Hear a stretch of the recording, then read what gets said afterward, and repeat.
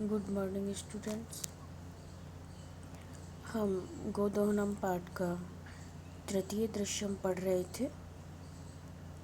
जब मल्लिका अपनी धर्म यात्रा से लौटती है और चंदन से मिलती है, चंदन कहता है कि कुछ मैं प्रिय आपको बताना चाहता हूँ।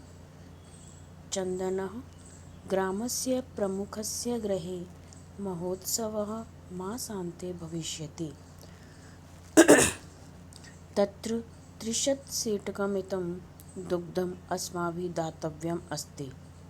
चंदन ग्राम के प्रमुख के गृहे घर में महोत्सव यानी उत्सव मासान्ते महीने के अंत में भविष्यति माने होगा। जो हमारे गांव का प्रमुख है, गांव का मुखिया है, उसके घर में एक उत्सव है जो महीने के अंत में होगा। तत्र माने वहाँ 30 सेटकम इतम यानी 30 किलो दुग्ध अस्माभिः हमारे द्वारा दातव्यम अस्ति दिया जाना है, यानी वहाँ हमें 30 किलो दूध देना है। मल्लिका किंतु एतावत् मात्रम दुग्धम कुतः प्राप्स्यामः। मल्लिका कहती है किंतु एतावत यानी इतना, मात्रम यानी मात्रा में, दुग्धम यानी दुग्ध, कुतः यानी कहाँ से, प्राप्स्यामः यानी प्राप्त करेंगे। तो इतना सारा दूध कहाँ से प्राप्त करेंगे। चंदन विचारय मल्लिके प्रतिदिनं दोहनं कृत्वा दुग्धं स्थापयामः चेत् तत् सुरक्षितं न तिष्ठति। अतएव दुग्धदोहनं न क्रियते, उत्सव दिने एव समग्रम दुग्धम धोक्ष्यावः। चंदन कहता है विचार करो मल्लिका प्रतिदिनम रोजाना दुग्ध दोहनम कृत्वा दूध का दोहन करके दुग्धम यानी दूध स्थापयामः रखते चेत तो तत् वह सुरक्षितम यानी सुरक्षित न तिष्ठति नहीं रहता, अतएव दुग्ध दोहनम दूध का दोहन न क्रियते नहीं किया।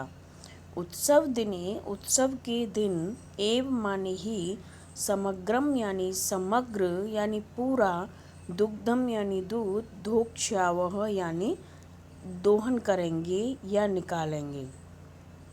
अर्थात चंदन कहता है कि विचार करो मल्लिका, यदि मैं प्रतिदिन दूध का दोहन करता और उसे रखता तो वह सुरक्षित नहीं रहता, अब तक नहीं रुक पाता।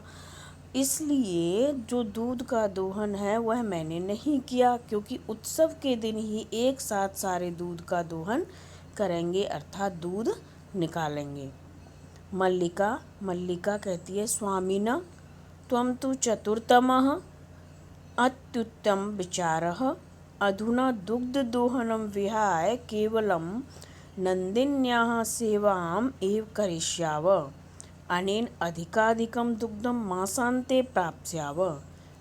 मल्लिका कहती है स्वामिनः स्वामी, त्वं माने तुम, तू माने तो, चतुर्तमः चतुर हो, तुम तो चतुर्तमः यानी चतुर हो, अत्युत्तमः अति उत्तम, विचारः यानी विचार, यह आपका विचार बहुत अच्छा है।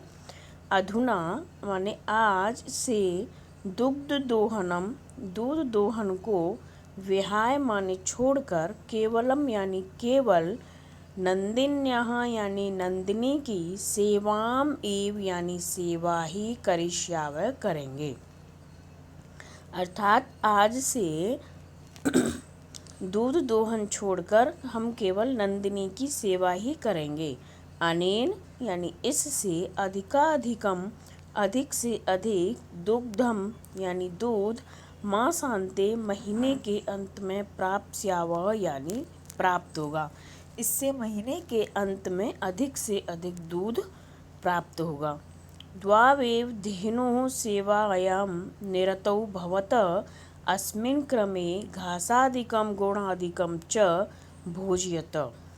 कदाचित् विषाणयो तैलं लेपयत् तिलकं धारयत् रात्रौ नीराजनेन अपि तोषयत्। द्वावेव यानी दोनों ही धेनो यानी गाय की सेवायाम यानी सेवा में निरतौ भवतः यानी निरतौ लग गए, दोनों ही उस गाय की सेवा में लग गए। अस्मिन क्रमे इसी क्रम में घासादिकम यानी घास आदि गुड़ादिकम गुड़ आदि च भोजयत उसको खिलाते थे। कदाचित कभी विषाणयु यानी सींगों पर तैलम लेपयत तेल का लेपन करते थे, तेल लगाते थे। तिलकम धारियत उसको तिलक लगाते थे। रात्रौ रात्रि में नीराजनेनपि यानी दीपक जलाकर भी तोषयतः उसे खुश करते थे, यानी रात्रि में उसके लिए दीपक भी जलाते थे। चंदनः चंदन मल्लिके आगच्छ कुंभकारं प्रति चलाव दुग्धार्थं पात्र प्रबंधोऽपि करणीयः द्वावेव निर्गतौ। चंदनः चंदन कहता है मल्लिके आगच्छ आओ कुंभकारं प्रति कुंभकार की ओर या कुंभकार के पास चलावह यानी चलते हैं, कुम्हार के पास चलते हैं। कुंभकार बोलते हैं कुम्हार को, कुम्हार के पास चलते हैं। दुग्धार्थम यानी दुग्ध के लिए, दूध के लिए। पात्र प्रबंधोऽपि पात्र का प्रबंध अर्थात बर्तन का प्रबंध करणीय करना चाहिए। द्वावेव यानी दोनों ही, निर्गतौ यानी निकल जाते हैं अर्थात चले जाते हैं। चतुर्थम दृश्यम, यहाँ से चौथा दृश्य शुरू होता है। कुंभकारः घट रचनायां लीनः गायति ज्ञात्वा अपि जीविका हेतु रचयामि घटानहं जीवनं भंगुरं सर्वं यथैष मृत्तिका घटः। ज्ञात्वा अपि यानी जानते हुए भी या जानकर भी, जीविका हेतु जीविका के लिए, जीविका यानी अपने जीवन यापन के लिए, रचयामि यानी बनाता हूँ या रचना करता हूँ। घटान अहम यानी इन, घटान यानी घड़ों की, अहम माने मैं। सब कुछ जानते हुए भी जीविका अर्जन के लिए मैं इन घड़ों की रचना करता हूँ। जीवनम क्षण भंगुरम, जीवन क्षण भंगुर है। सर्वम सब, यथैष जैसे ही, मृत्तिका घटः यह मिट्टी का घड़ा। जो कुंभकार है वह घड़े बनाते हुए, घड़े को बनाने में लीन है और वहाँ गीत गाता है कि वह सब कुछ जानता हूँ फिर भी इन घड़ों की रचना कर रहा हूँ, इनका निर्माण कर रहा हूँ, बना रहा हूँ। जीवन क्षण भंगुर है, जीवन कैसा है? क्षण भंगुर। किसकी तरह? इन मिट्टी के घड़ों की तरह। मिट्टी के घड़ों को बनाया जाता है और मिट्टी का घड़ा मिट्टी का ही होता है। अगर जरा से अगर फूट जाए तो वह पूरा ही खराब होता है। तो जीवन को कैसा बताया है? मिट्टी के घड़े की तरह भंगुर।